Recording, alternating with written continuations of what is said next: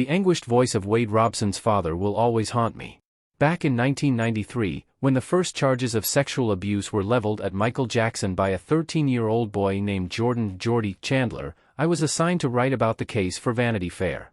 I naturally wanted to know if Jackson had befriended any other young boys, and it wasn't long before I heard the names Wade Robson and Jimmy Safechuck.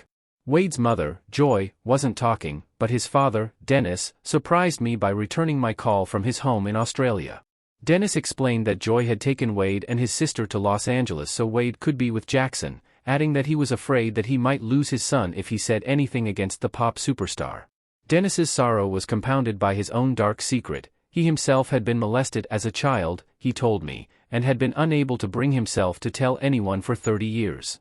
Then, a week later, Dennis Robson called me back. He had just gotten through to his wife and now he wanted to change his story and give me a quote praising Jackson. I asked him what had prompted this sudden change of heart. He paused. It was all just a mix-up, he said. Dennis, who had been diagnosed as bipolar shortly before his wife left, never got over losing his family, all because his son, then 5, had won a local dance contest, and the first prize was a meeting with his idol, Michael Jackson. In 2002, Dennis Robson committed suicide. In the new HBO documentary Leaving Neverland, Wade Robson says he never fully understood what caused his father's pain. His father died without ever being close to his son again. The two-part documentary, which premieres on HBO this Sunday, gives Robson and Safechuck, together with their surviving family members, the opportunity to tell their stories of being first befriended and then seduced, emotionally and, they allege, sexually, by Michael Jackson. What struck me most, as someone who spent more than a decade reporting on allegations against Jackson, was how closely Robson's and Safechuck's stories mirrored those of Jordy Chandler and Gavin Arvizo, the 13-year-old whose allegations prompted the 2005 trial in which Jackson was acquitted on 10 felony counts, including 4 counts of child molestation and 1 of attempted child molestation. Another boy, Jason Francia, whose mother worked as a housekeeper for Jackson, testified under oath that he was molested by Jackson, bringing to 5 the number of young men who've sworn that Jackson showed them pornography, masturbated them, or introduced them to sex when they were between the ages of 7 and 12. So many details of each case were the same: the targeting of boys from troubled families, the skillful grooming, the gifts, the seduction, the jacuzzis, the way sex was performed, the fear and threats of what would befall them if they ever told anyone what Jackson had done. Their dismissals followed a similar pattern, too. As puberty approached, Robson and Safechuck say in the documentary, they were abruptly thrown to the curb and replaced with a new, younger kid. Even their families got similar treatment. The sisters were put off to the side by Michael, the supposed adorer of all children. The parents were whisked around in limos and private jets, taken shopping, and treated to vintage wine from Neverland cellar. Jordy Chandler's mother got trips to Monaco and Las Vegas, along with a diamond bracelet. Jimmy Safechuck's parents got a whole house. The documentary never mentions the cars they received, or the permanent residence visa that Wade Robson's mother testified in 2005 to having received by funneling whatever wages she had received through the Michael Jackson Corporation. Joy Robson also acknowledged accepting a car, a $10,000 payment from Jackson, and a $10,000 loan from Jackson's investigator. Both Robson and Safechuck previously testified under oath that Jackson never touched them, but there is good reason to believe they are telling the truth now. Ron Zonin, a prosecutor in the 2005 trial who has tried many sex abuse cases, told me he understood why Wade Robson and Jimmy Safechuck came out when they did, instead of when we needed them. Especially for male victims, he said, it has to be on their terms. They finally decide to disclose when the pain becomes unbearable, and it's not going to get better until they talk to somebody and tell the truth about it.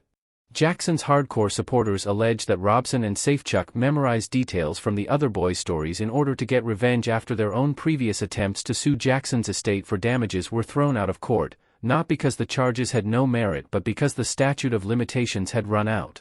That seems far-fetched to me. Why would anyone put himself through this? Robson and Safechuck are not being paid by HBO. They had to come to grips not only with what happened to them but also with the complicity of those closest to them. That kind of stress can and does destroy families. Anyone who has spent time hearing victims tell their stories of sexual assault knows that it is extremely painful to recall detail after detail. You never know which one will stick in your mind, causing depression, nightmares, and PTSD. It can be something as simple as a song. The Jackson family, for its part, has filed a $100 million lawsuit against HBO, trying to prevent the documentary from being aired. Given all the money and vaunted reputations at stake, that may have seemed like the best course of action, lest viewers see and judge for themselves why two men would go to these lengths and suffer the hate being hurled at them. Robson and Safechuck say it is because they are fathers themselves now. The experience of having children summoned these tangled and terrible memories up from the depths of their psyches and spurred the need to come clean, to point their moral compasses north. Now it's the public's turn.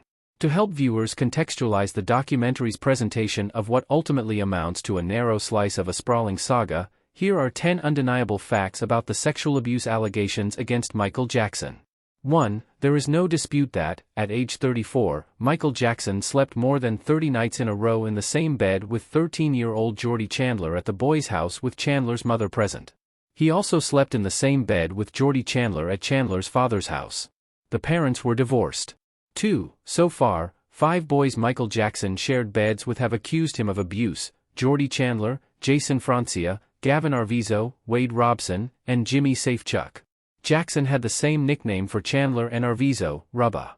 He called Robson Little One and Safechuck Applehead. 3. Jackson paid $25 million to settle the Chandlers' lawsuit, with $18 million going to Jordie, $2.5 million to each of the parents, and the rest to lawyers. Jackson said he paid that sum to avoid something long and drawn out.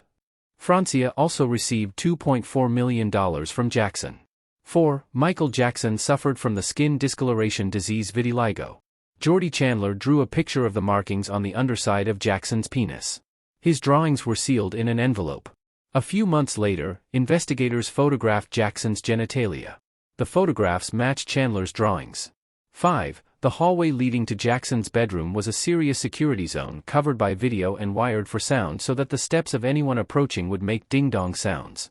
6. Jackson had an extensive collection of adult erotic material he kept in a suitcase next to his bed, including S&M bondage photos and a study of naked boys. Forensic experts with experience in the Secret Service found the fingerprints of boys alongside Jackson's on the same pages.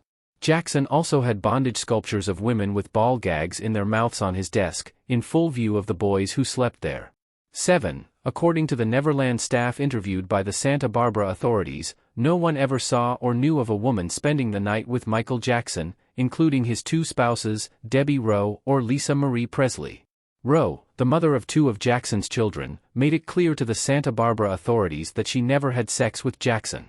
8. The parents of boys Jackson shared beds with were courted assiduously and given myriad expensive gifts. Wade Robson's mother testified in the 2005 trial that she funneled wages through Jackson's company and was given a permanent resident visa. Jimmy Safechuck's parents got a house. Jordie Chandler's mother got a diamond bracelet. 9. 2 of the fathers of those who have accused Jackson, Jordie Chandler and Wade Robson, committed suicide. Both were estranged from their sons at the time. 10. In a 2002 documentary, Living with Michael Jackson, Jackson told Martin,